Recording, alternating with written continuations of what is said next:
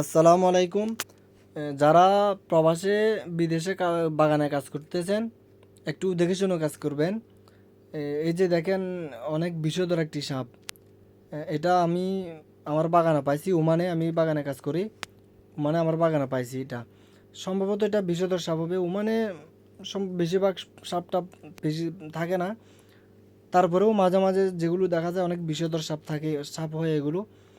তো আপনার যেকোনো প্রায় আরব কান্ট্রিতে এরকম মরুভূমি দেশ, সেখানে এরকম সাপ থাকলেই বিষধর সাপই থাকে।